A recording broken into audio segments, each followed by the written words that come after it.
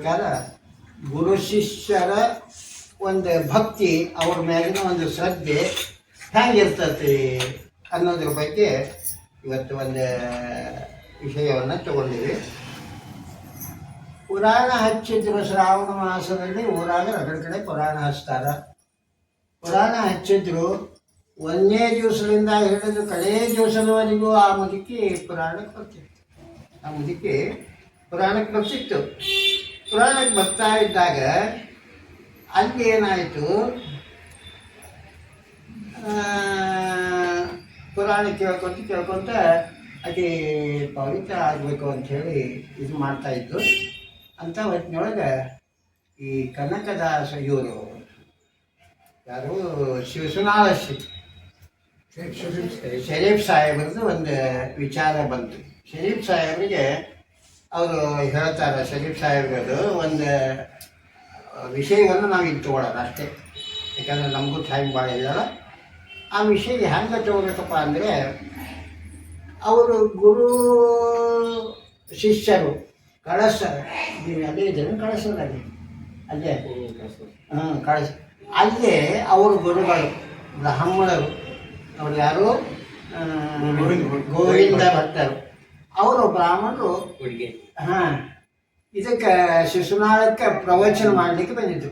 ಆ ಪ್ರವಚನ 1 ತಿಂಗಳವರೆಗೂ ನಡೀತಿರ್ತೀವಿ. 1 ತಿಂಗಳವರೆಗೂ ಪ್ರವಚನ ನಡೀಬೇಕು. ಆ ಪ್ರಕಾರ 1 ತಿಂಗಳ ಪ್ರವಚನ ಕೇಳ್ತಾ ಇದು ಮಾಡ್ತಿದ್ರು. ಆ ಹೊತ್ತಿನಾಗ ಅವರು ಆ ಊರೊಳಗೆ ಶರೀಫ ಅಂತಕ್ಕಂಥ 10 ವರ್ಷದ ಬಾಲಕ ಅವ್ರ ತಂದೆ ಜೋಡಿ ಅವನು ಈ ಪ್ರವಚನಕ್ಕೆ ಬರ್ತಿದ್ದ. ಆ ತಂದೆ ತಾಯಿ ಇನ್ನೊಂದು ಇದು ಆ ಜ್ಞಾನ ಪಡೆದುಕೊಳ್ಳುವಂಥದ್ದು ಈ ಪ್ರವಚನಕ ಪುರಾಣ ಇವು ಎಲ್ಲ ಜ್ಞಾನ ಪಡ್ಕೊಳ್ಳೋದು. ಈ ಜ್ಞಾನಕ್ಕೆ ಕಲಸಕ್ಕೆ ಹೋಲಿಸ್ತಾರೆ, ಜ್ಞಾನಿಗಳು ಕಲಸಕ್ಕೆ ಹೋಲಿಸ್ತಾರೆ. ಅದು ಗುರುಗಳ ಬಾಯಿಗೆ ಹಾಕ್ಕೊಂಡ್ರು ಸೀನೆ ಬರ್ತದೆ, ಶಿಷ್ಯರ ಬಾಯಿಗೆ ಹಾಕ್ಕೊಂಡ್ರು ಸೀನೆ ಬರ್ತದೆ. ಆಮೇಲೆ ಗಂಡುಮಕ್ಳು ಹಾಕ್ಕೊಂಡ್ರು ಸೀನೆ ಬರ್ತದೆ, ಹೆಣ್ಮಕ್ಳು ಹಾಕ್ಕೊಂಡ್ರು ಸೀನೆ ಬರ್ತದೆ. ಅದು ಯಾವುದನ್ನು ವ್ಯತ್ಯಾಸ ಮಾಡೋದಿಲ್ಲ. ಅದು ಯಾರು ಅದು ಕಲಸಕ್ಕೆ ಸಿಹಿ ಅದು. ಅದರಂತೆ ಜ್ಞಾನವೂ ಕೂಡ ಇದು ಯಾವ ಧರ್ಮ ಯಾವ ಇದು ಅದು ಕೀಳ ಜಾತಿ ಇದು ಮೇಲು ಜಾತಿ ಅನ್ನೋದನ್ನು ಯಾವುದನ್ನು ನೋಡೋದಿಲ್ಲ ಅದು ಜ್ಞಾನ. ಆ ಪ್ರಕಾರ ಅವರು ಮುಸಲ್ಮಾನರಾದರೂ ಕೂಡ ತಂದೆ ಜೋಡಿ ಆ ಮಗ ಬರ್ತಿದ್ದ. ಇವತ್ತು ಪುರಾಣಕ್ಕೆ ಬರ್ಬೇಕಾದ್ರೆ ಮತ್ತು ಅವರು ಜ್ಞಾನಿಗಳಿದ್ದರು. ಆ ಪ್ರಕಾರ ಅದು ಪುರಾಣ ಕೇಳ್ಕೊಂತ ಹೋದರು. ಮುಂದೆ ಬರ್ಬರ್ತಾ ಅದು 1 ತಿಂಗಳವರೆಗೂ ಇತ್ತು. ಈ ಗುರುಗಳು ಇದನ್ನು ಮಾಡುವಾಗ ನಾಳೆಗೆ ಮುಗಿತೈತಿ, ಇನ್ನು ನಾವು ಪುರಾಣ ಮುಗೀತಪ್ಪ, ನಾವು ಇದಕ್ಕೆ ಹೋಗ್ತೀವಿ, ನಮ್ಮ ಊರಿಗೆ ನಾವು ಹೋಗ್ತೀವಿ ಅಂತೇಳಿ ಕೊನೆ ದಿವಸ ಹೇಳಿದರು. ಆ ಮನೆಗೆ ಹೋಗಿಂದ ಬರೀ ಆ ಮನೆಗೆ ಹೋದ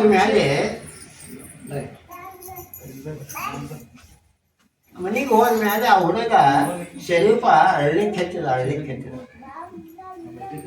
ಯಾಕೆ ಅಳ್ತಿಯಪ್ಪ ಅಂತ ಹೇಳಿ ಅವರು ಕೇಳಿದಾಗ, ಯಾಕೆ ಅಳ್ತಿಯಪ್ಪ ಇಷ್ಟೇ ಹಿಂಗ್ಯಾಕೆ ಅಂತಂದ. ಅಂದ್ಕೊಳ್ಳಿ ನಾಳೆ ಗುರುಗಳು ಹೋಗ್ಬಿಟ್ರೆ ನಾವು ಪ್ರವಚನ ಕೇಳಕ್ಕೆ ಎಲ್ಲಿ ಹೋಗ್ಬೇಕು, ನಾವು ಪ್ರವಚನ ಕೇಳೋರು ನಾವು ಅಂಥೇಳಿ ಆ ಪ್ರಕಾರ ಪ್ರವಚನ ಕೇಳಕ್ಕೆ ಹೋಗೋಣ ನಾನು ಅಂತೇಳಿ ಹಳ್ಳಿಕ್ಕೆ ಎತ್ತಿದ. ಅವ್ರು ಎಷ್ಟು ಸಮಾಧಾನ ಮಾಡಿದ್ರು ಕೇಳಿಲ್ಲ. ಅವಾಗ ಹಂಗಾರ ಅವ್ರು ಹಿಂಗಿರಕ್ಕೆ ಬರೋಗಿಲ್ಲಪ್ಪ, ಅವ್ರು ತಮ್ಮ ಮಠ ಇರ್ತದೆ, ಅಲ್ಲಿಗೆ ಹೋಗ್ಬೇಕು ಅವರು ಕಳ್ಸಕ್ಕೆ, ಅವ್ರು ಇಲ್ಲಿ ಇರೋದಿಲ್ಲ. ಹಂಗಾದ್ರೆ ನಾನು ಅವ್ರ ಜೋಡಿನ ಹೋಗ್ತೀನಿ ಅಂತಂದ. ಅಂದ್ಕೊಳ್ಳಿ ನೀನು ಹಠ ಮಾಡ್ಲಕತ್ತಿಲ್ಲ ಭಾಳ ಅಂಥೇಳಿ ಆ ಗೋವಿಂದ ಭಟ್ರ ಹತ್ರ ಹೋಗಿ ಅವರ ತಂದೆ ಕೇಳ್ತಾರೆ, ಹಿಂಗ್ರಿ ನಾವು ಮುಸಲ್ಮಾನರು, ಆದರೆ ನನ್ನ ಮಗ ನಿಮ್ಮ ಮಠದೊಳಗೆ ಇರ್ಬೇಕಂತಾನೆ, ಮತ್ತು ಹ್ಯಾಂಗೆ ಮಾಡ್ತೀವಿ? ಅವಾಗ ಅವರಂದರು, ಗೊತ್ತಾ, ಈ ಪ್ರವಚನಕ್ಕೆ ಜ್ಞಾನ ಪಡೆಯಲಿಕ್ಕೆ ಯಾವ ಜಾತಿ ಧರ್ಮ ಇಲ್ಲ, ಮೊದಲು ಕಳಿಸಪ್ಪ. ಅವನ ಆಸೆ ಇತ್ತು ಅಂದರೆ ಕಳಿಸ್ಬಿಡು. ಮರುದಿವಸ ಅವರು ಕರ್ಕೊಂಡು ಹೋಗ್ಬಿಟ್ರು. ಅವ್ರನ್ನ ಕರ್ಕೊಂಡು ಹೋಗಿ ತಮ್ಮ ಮಠದೊಳಗೆ ಇರ್ಲಿಕ್ಕೆತ್ತಿದ್ರು. ಇವ ಸೇವೆ ಮಾಡವ, ಅವರ ಗುರುವಿನ ಬಿಟ್ಟು ಶಿಷ್ಯ ಇರದಂಗೆ ನಡ್ಕೊಂಡು ಹೋಗ್ಬಿಟ್ರು ಇವರು. ಅವಾಗ ಎಲ್ಲಿ ಗೋವಿಂದ ಭಟ್ರು ಇರ್ತಾರೋ ಅಲ್ಲಿ ಇವ ಶರೀಫ ಇರವ. ಈ ಒಂದು ಪರಿಸ್ಥಿತಿಯೊಳಗೆ ಅದು ನಡೀತಾ ಬಂತು 10 ವರ್ಷವಿದ್ದ ಹೋದವ ಈ ಪಲಂಗದ ಮೇಲೆ ಗುರುಗಳು ಮಕ್ಕೊಂಡ್ರೆ ಕೆಳಗೆ ಅವ ಹಾಸ್ಕೊಂಡು ಮಕ್ಕಳು ಅಷ್ಟು ಅವರ ಬಾಂಧವ್ಯ ಬೆಳೆದು ಹೋಗ್ಬಿಟ್ಟು ಯಾರು ಗೋವಿಂದ ಭಟ್ರು ಮತ್ತು ಶರೀಫ್ ಭಟ್ರು ಇಬ್ಬರು 6 ಮಂದಿ ಬೆಳೆದಾಗ ಮುಂದೆ 20 ವರ್ಷ ಆಯ್ತು ರೀ ಈ ಗುರುಗಳನ್ನ ಸೇವೆ ಮಾಡಕತ್ತಿ 20 ವರ್ಷ ತೆಗ್ತು 20 ವರ್ಷ ಆದಮೇಲೆ ಅವಾಗ ಅವ್ರ ತಂದೆ ತಾಯಿ 30 ವರ್ಷದ ಹುಡುಗಾದ ಅವನಿಗೆ ಲಗ್ನ ಮಾಡಿದ್ರಾತು ಹೋಗಿ ಕರ್ಕೊಂಡು ಬರೋಣ ಅಂತ ಬಂದು ಗೋವಿಂದ ಭಟ್ರವ್ರಿಗೆ ಹಿಂಗ್ರಿ ನಮ್ಮದು 30 ವರ್ಷ ಆಗ್ಯದ 30 ವರ್ಷ ಆಗ್ಯದ ಅದಕ್ಕೆ ನಮ್ಮ ಹುಡುಗನ ಕಳಿಸ್ರಿ ಆಯಿತು ಬಂದೆ ಕರ್ಕೊಂಡು ಹೋಗ್ರಪ್ಪ ಅಂತ ಗುರುಗಳಾದ್ರು ನನ್ನ ಕಡೆನೇ ನಾ ಬರೋದಿಲ್ಲ ವಲ್ಯ ಅಂದ ಯಾರೋ ಶರೀಫ ವಲ್ಯ ನಾನು ಬರೋದಿಲ್ಲ ಮನೆಗೆ ಅಂದ ಆದರೂ ಗುರುಗಳು ಮಾತು ಹೇಳಿದರು ತಂದೆ ತಾಯಿ ಹೇಳ್ತಾರಂದ್ರೆ ತಂದೆ ತಾಯಿ ಮಾತು ಕೇಳ್ಬೇಕಪ್ಪ ಅದಕ್ಕೆ ನೀನು ಹೋಗು ಅಂದೆ ಹೋದ ಹೋಗಿ ಅಲ್ಲಿ ಏನಂದರೆ ಬರೀ ಪದ ಹಾಡ್ಕೊಂಡು ಕುಂದ್ರ ಒಂದು ತಂಬೂರಿ ಹಿಡ್ಕೊಂಡು ಗುಡಿಯೊಳಗೆ ಪದ ಹಾಡ್ಕೊಂಡು ಕುಂತ್ಬಿಟ್ಟ ಮುಂದೆ ಒಂದು ಸ್ವಲ್ಪ ದಿವಸ ಇವರಿಗೆ ಗುರುಗಳಿಗೆ ಶರೀಫ ಇಲ್ಲ ಅಂತೇಳಿ ಇವರಿಗೆ ಎದೆ ಒಳಗೆ ಹೆಚ್ಚಿಬಿಟ್ಟು ಎಲ್ಲ ಸೇವೆ ಮಾಡೋನು ನಾವು ಇವನು ಮಗನಂತನೇ ಅವನ್ನ ಜೋಪಾನ ಮಾಡಿಬಿಟ್ಟಿದ್ದೀವರು ನನ್ನ ಮಗ ಹೋದ್ನಲ್ಲ ಅಂಥೇಳಿ ಇವ್ರಿಗೆ ಚಿಂತೆ ಆಗಿ ಇವ್ರಿಗೇನೈತಿ ಅದು ದಮ್ಮು ಚಾಲು ಆಗಿಬಿಟ್ಟು ಎಮ್ಮಿನ ಒಂದು ಇದು ಸೇರ್ಪಡೆ ಆಗಿಬಿಡ್ತು ಅದು ಅವಾಗ ಮತ್ತು ಅನಿವಾರ್ಯ ಮತ್ತು ಒಟ್ಟು ಇದಾಯ್ತು ಅವರಿಗೆ ಲಾಸ್ಟಿಗೆ ಬೇಸರ ಆಯ್ತು ಗುರುಗಳಿಗೆ ಬೇಸರ ಆಗಿ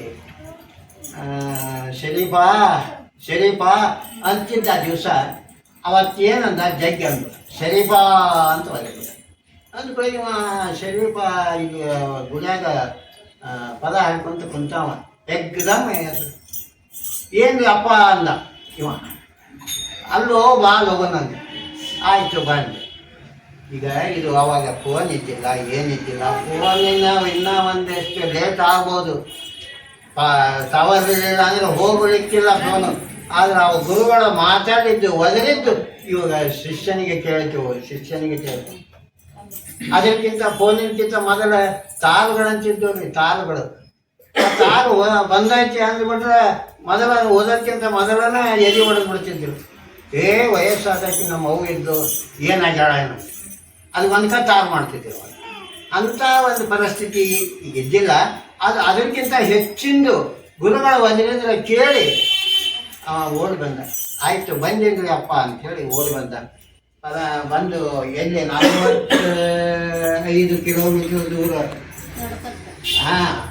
ಅಲ್ಲಿ ಅಲ್ಲ ಅಷ್ಟು ಒದರಿದ್ದು ಕೇಳಿದ್ರಿ ಇಲ್ಲೇ ನಾವು ಒಳಗೆ ಅಡುಗೆ ಮನೆಯಾಗಿದ್ದರೆ ಫೋನ್ ಕೇಳಂಗಿಲ್ಲ ಸ್ವಲ್ಪ ಹೊರಗೆ ಬಂದು ಮಾತಾಡಂತೀವಿ ಆದರೆ 45 ಕಿಲೋಮೀಟರ್ ಪಲ್ಲಂಗದ ಮೇಲೆ ಮಲ್ಕೊಂಡಂಥ ಗುರುಗಳು ಒದರಿದ್ರೆ ಶಿಷ್ಯನಿಗೆ ಕೇಳ್ತೀವಿ ಎಂಥ ಗುರು ಶಿಷ್ಯರ ಇದು ಸಂಬಂಧ ಆಯಿತು ಹೋದ ನೋಡಿದ ಅಪ್ಪಾಜಿ ಆರಾಮಿದ್ದೀರಾ ಅಂತ ಎಲ್ಲ ಬಂದಪ್ಪ ಅಂದರೆ ನನ್ನ ನೆನಪರ ಐತಲ್ಲ ನೆನಪು ಆಗಲಿಕ್ಕೆ ಮರ್ತಿದ್ರಲ್ಲ ನೆನಪಿರೋದು ಅಂತ ಮರ್ತೇ ಇಲ್ಲ ನಾನು ನಿನ್ನ ನೀನು ಅಂದರೆ ನಾನಂದರೆ ನೀನು ಅನ್ನುವಂಥ ಪರಿಸ್ಥಿತಿ ಒಳಗೆ ನಾವಿಬ್ಬರು ಇದ್ದಾಗ ನಾ ಮರ್ತೇ ಇಲ್ಲ ಅಂತ ಇರಲ್ಲಪ್ಪ ನೀನು ಅಂತ ಆಯಿತು ಮರಳಿ ಅವತ್ತಾಗಾರೆ ನೀನು ಹೋಗಬೇಡಪ್ಪ ನನ್ನ ಬಿಟ್ಟು ಹೋಗಬೇಡ ಇಲ್ಲೇ ಇರು ಅಂತ ಆಯ್ತಂತೆ ಅದೇ ಒಳ್ಳೆದ ಒಂದು ದಿವಸ ಅವ್ರಿಗೆ ಮತ್ತೆ ಸ್ನಾನ ಮಾಡಿಸಿದ ಅದು ಎಲ್ಲ ಇದು ಆಯಿತು ಪೂಜಾ ಪುನಸ್ಕಾರ ಬ್ರಾಹ್ಮಣರು ಹೆಚ್ಚು ಅವನ್ನೆಲ್ಲ ತಟ್ಟೆ ಗಿಟ್ಟಿ ಹಾಕಿ ಎಲ್ಲ ರೆಡಿ ಮಾಡಿಕೊಟ್ಟ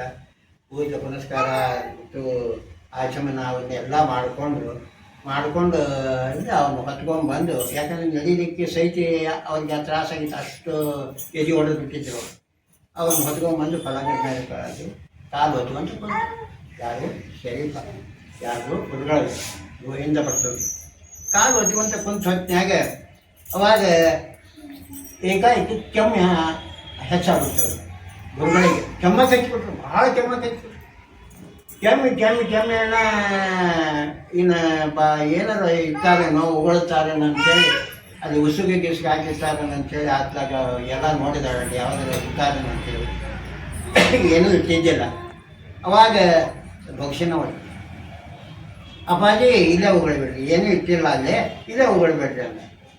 ಅವರು ಗುರುಗಳ ಅಂಗೈಯಾಗ ಉಗುಳ್ಬಿಟ್ರು ಅವ್ನಿಗೆ ಮುಗಿಸಾಕ. ಅದನ್ನು ತೊಗೊಂಡು ನೀನು ಚೆಲ್ಲಬೇಕು ಅಂತೇಳಿ ಹೊರಗೆ ಹೊಂಟಿದ್ದ. ಏ ಶರೀಫ ಬಾಯಿ, ಏನಪ್ಪಾಜಿ ಅಂತ.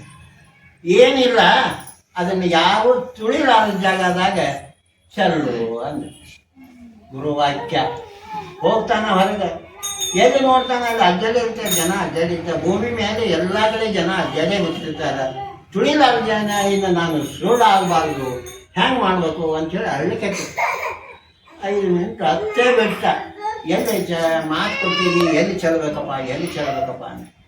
ಕಡಿಕ ಮಿಕ್ಕಿ ನಗಕ್ಕೆ ಹತ್ತಿಲ್ಲ, ಅಳದು ಬಿಟ್ಟ ನಗಕ್ಕೆ ಹತ್ತಿಲ್ಲ. ಅವಾಗ ಅವ ಅಂದ, ಈ ದೇಹವನ್ನು ಅವರು ಸೃಷ್ಟಿ ಮಾಡಿ ನನ್ನ ಕೈಯಾಗ ಕೊಟ್ಟಾರ, ಮತ್ತು ಇದನ್ನು ಅಲ್ಲೇ ಅರ್ಪಿಸ್ಬಿಟ್ರಾತಲ್ಲ ಅಂಥೇಳಿ ಅದನ್ನು ಸ್ವೀಕಾರ ಮಾಡಿಬಿಟ್ಟ, ಕುಡಿದ್ಬಿಟ್ಟ. ಕುಡಿದಿಂದ ಮತ್ತೆ ಒಳಗೆ ಬಂದ. ಗುರುಗಳ ಕೇಳಿದರು, ಎಲ್ಲಿ ಚೆಲ್ ಬಂದಪ್ಪ ಅಂತ. ಯಾರೂ ತುಳಿಲಾರಲ್ಲ ಜಗ ಚೆಲ್ ಅಂದಿದ್ನಲ್ಲ, ಮತ್ತು ಎಲ್ಲಿ ಚೆಲ್ ಬಂದಪ್ಪ ನೀವು ಅಂತ ಕೇಳಿ. ಅವಾಗ ಅವ್ರು ಹೇಳಿದ, ನೀವು ಕೊಟ್ಟ ದೇಹ ಐತಲ್ಲ, ಇದನ್ನೇ ಸ್ವಾಹ ಮಾಡಿಬಿಟ್ಟೆ ನಾನು. ಅವ್ರು ಅಷ್ಟಕ್ಕೆ ಬಿಡಲಿಲ್ಲ ಗುರುಗಳು. ಮತ್ತು ಅದ್ರ ರುಚಿ ಹೆಂಗಿತ್ತಪ್ಪ ಅಂತ ಕೇಳಿ. ರುಚಿ ಹೆಂಗಿತ್ತು?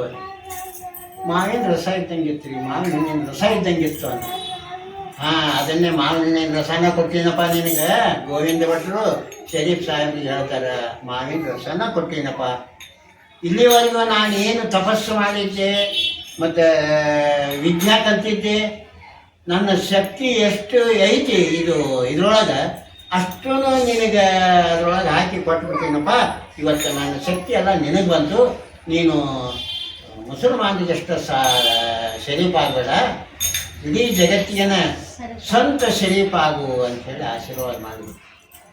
ಆ ಪ್ರಕಾರ ಗುರುಗಳ ಒಂದು ಭಕ್ತಿ, ಅದೇ ಪ್ರಕಾರ ತಂದೆ ತಾಯಿಗಳ ಜೊತೆಯಲ್ಲೂ ಭಕ್ತಿ ಹಾಗೆ ಇರಬೇಕು, ಸೇವೆ ತಂದೆ ತಾಯಿಗಳ ಸೇವೆ ಹಾಗೆ ಮಾಡಬೇಕು ಅನ್ನೋ ಪಾಠವನ್ನು ಇದು ಹೇಳ್ತದೆ.